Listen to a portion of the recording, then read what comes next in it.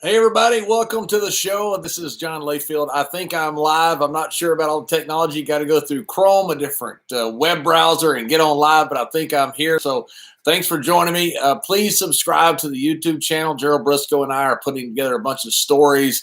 We get all of our buddies, some of the greatest legends of all times, to tell their best road stories. All that's on the YouTube channel here, or you can go on the playlist, Greatest Wrestling Stories of All Time, and that has just the stories themselves. It's a pretty good repository of the stories. If you care to look through it, it's a pretty good time. We've had a lot of fun doing this. So thanks for joining me. Got a ton of questions. Thank you for all those questions. I was asked, obviously, about Terry Funk. You know, Terry Funk's having some health issues right now. I know last week when we were doing the show, Gerald Brisco got a call from Terry Funk during the show. He couldn't take it because his phone is hooked up to the show. But Jerry, I think, talks to Terry pretty much every week. And I don't know what all's been released, so I don't want to say anything. But Terry Funk is funny because I idolized Terry. And then I got the tag with Terry in WWE. And I used to fly through Dallas all the time. And guys in security, way before 9/11, they just talked to you because they didn't have as much to do. It wasn't as important, as it turned out to be after 9/11, or didn't realize it at the time. And they always would laugh at me being a heel.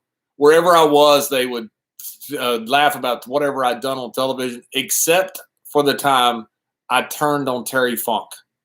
And when I turned on Terry Funk, I walked through the airport and no one says a word to me. And I finally look over there, and all the guys are just sitting there looking at me. And I'm like, come on, guys. And I look over, and one of them says, that shit wasn't right. That shit just wasn't right. I say, well, that's Terry Funk, one of the most loved guys in Texas history, and very much so, very well deserved. Very much loved guys in my life as well. I love Terry. I wish him all the health and happiness and best health he can possibly have, long life, all that stuff. Hope I get to talk to the Funker again.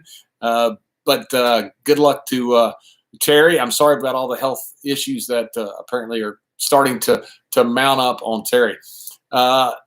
Got a ton of questions, and thank you for all those. Got a question about some ribs that were pulled outside of WWE. Now, I hope I get all this right. So I go down to a celebrity hunt one time in Alabama. I'm there with Kurt Hennig, Wade Boggs, 3,000 hits, Wade Boggs, who's one of the best friends with Kurt Hennig, Big Boss Man, Rick Steiner, Darren Drozdoff, one of the Mandrell sisters, Jeff Foxworthy, John Anderson, Aaron Tippin. Incredible time. But we're sitting in the bar one night, and we hear that Foxworthy, who was at the time absolutely on fire, was as hot as you could be in the United States. And so they take him to a special place to hunt. So, of course, because he's the biggest celebrity. And apparently shot a huge buck right at dusk. But he couldn't find the deer. So I think they even got dogs out to go try to find the deer. They couldn't find it. So here's what I was told, and I assume this to be true because we're all standing in the bar with that group of guys that I just mentioned, and somebody had gone down to the cooler and got a dead deer, from what I understand. I hope this is right, and put it in Foxworthy's bed with a note on it that says, if you're looking for a dead deer, this is what it looks like. So Foxworthy comes in and sneaks in because he thinks we're all asleep, and apparently finds this dead deer in his bed. And he comes out to where we are in the bar, and he finds us all there laughing. And he sticks his wallet on the table. Now, this part I did see. And he says, I can't whip Big Boss Man. I can't whip anybody here. But I will give whatever's in my wallet for somebody to do it for me. We just laughed. Foxworthy was awesome. One of the nicest guys I've ever met. Just a fun guy to be around, and an incredible thing to do. So thanks for all everybody for joining. Please don't forget to subscribe to the YouTube channel. Trying to go through some of these questions. I got a question from Michelle Falconer about the heart punch in Mexico, and this is a pretty funny story, at least to me. So I go down to Mexico. I'm working at CMLL. This is after the stuff with Vampiro. And by the way, I told the story about Vampiro where I had his stuff on. He reminded me that I still have his stuff. So apparently, I'd forgotten that. Apparently, I do still have Vampiro stuff. If I can find it, I'm going to send it back to him. I have no idea where it is, but I assume I have it somewhere. I've moved it. That's been almost 30 years. So I'm down there and I'm working with Super Porky. And at one point, Super Porky says, hit me with a heart punch. And I thought, what? What am I, I'm an Ox Baker? So I pull back the arm, go to hit him with the heart punch, just like Crush did for a while in WWE. And when I go to hit him, the crowd just gasped. And I thought, well, that's strange. This is really over. So I hit him with that heart punch. And he goes down, and he starts flopping around like a fish, and the place just erupts with heat. And I thought, that's really strange. I must really be good at this. So he says, do it again. So I pick it up, give him that heart punch. Bam! Hit him again. And he goes down again. Now the place is starting to boil. It was so bad, I got in some physical altercation trying to get back to the dressing room. And I'm thinking, I am really over with this move. This is like Ox Baker versus Ernie Ladd in Cleveland. Look that one up sometime. Talk about heat. I'm thinking the same thing. I got more heat than Ox Baker with this heart punch. I come back and I find out that while I was not down there, Super Porky had faked a heart attack in the ring, and he was having me work his heart. And so people think I'm actually killing Super Porky. What a fun night. Good guy. Porky, I never got to talk to him a lot because everything was kayfabe. Heels on one side, Babyface on the other. But really loved that, him giving me that spot to give him the heart punch, and him having another fake heart attack. So going through some of the questions, let's see.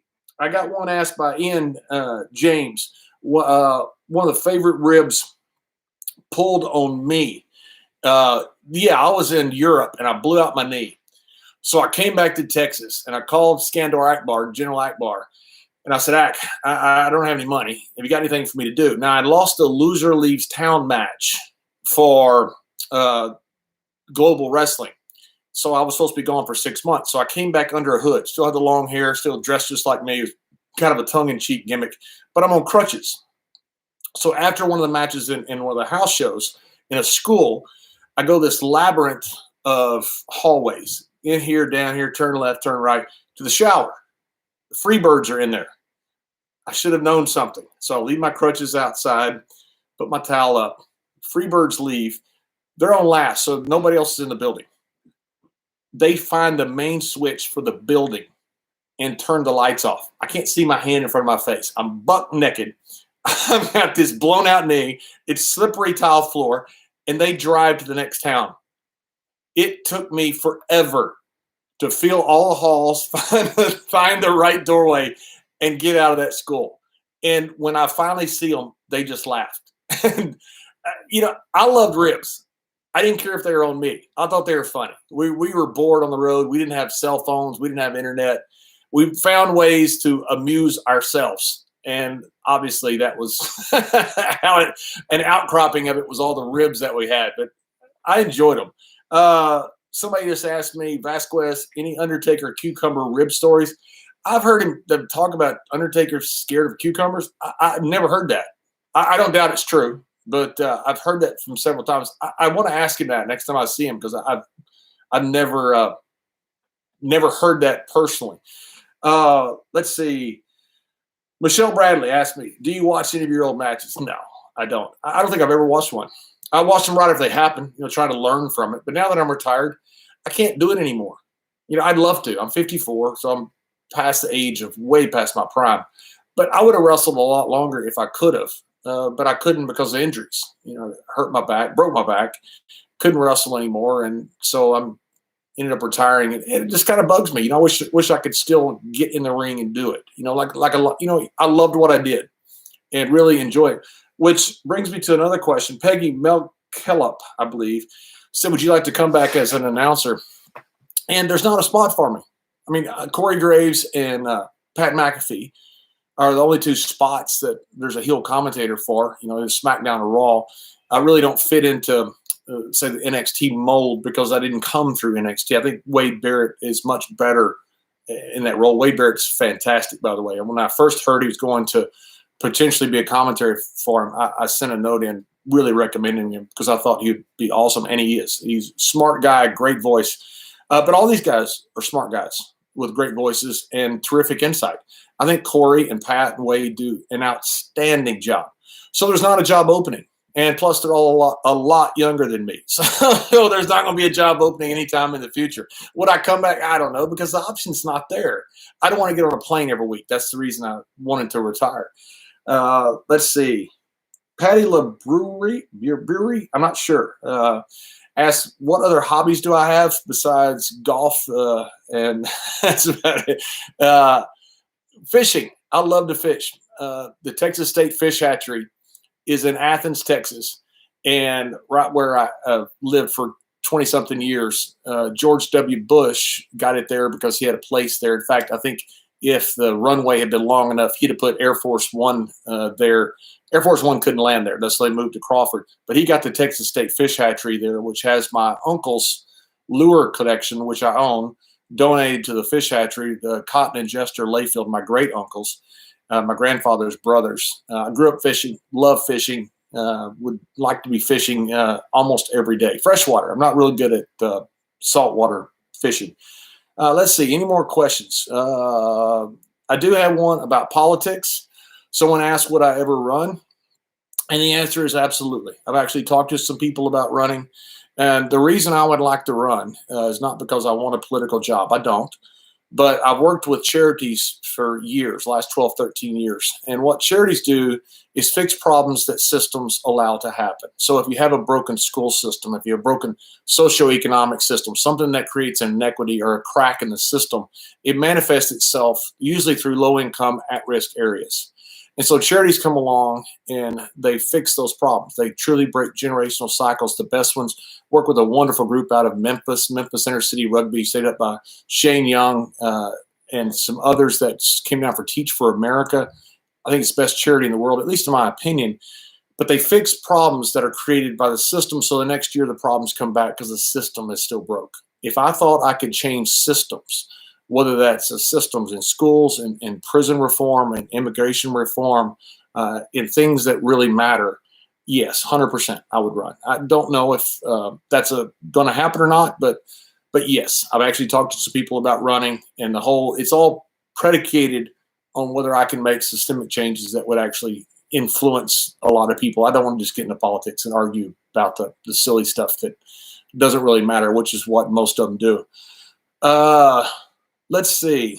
Someone says get money out of politics. You think? The Patriot. Kyle Jason asked me about the Patriot.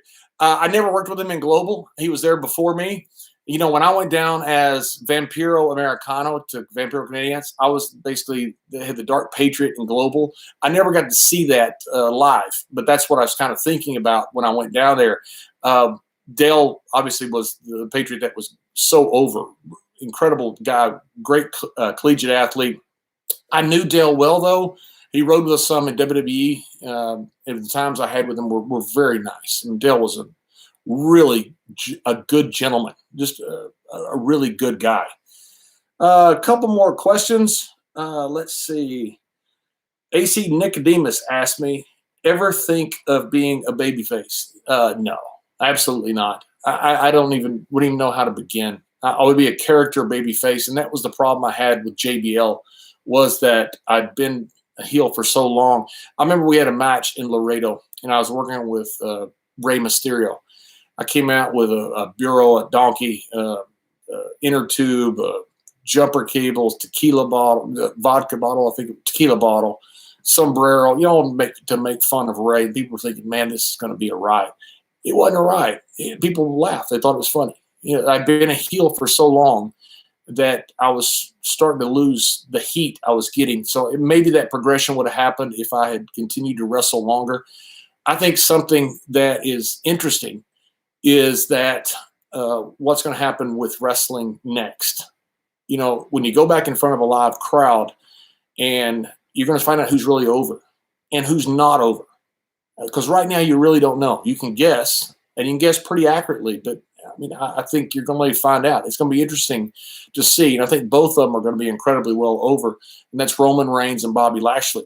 But how the live crowd responds to them, they might be baby faces. You don't know.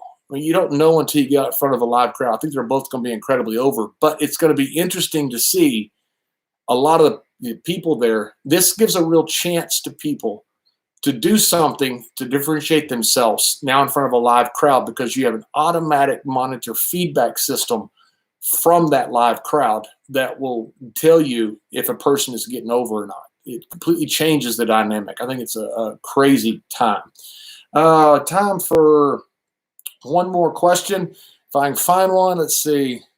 Come to live in the UK and you can run for Prime Minister. Matthew Moore said that. No thanks. I don't just want to run for something. I want to run for something that matters. If I thought I could make a change, I would certainly do it. 101 Frustration says, do you have more fun as part of the ministry or the APA? The APA, because I was just with Ron and we were just doing stuff that we would do anyway. And it was, to me, a lot of fun. Also asked, didn't you used to be a babyface in GWF? And I was a babyface different times throughout my career. I was never very good at it. Anyway, guys, hey, thank you for joining me. I appreciate it. Thank you for all the questions, the comments. Please subscribe to the channel.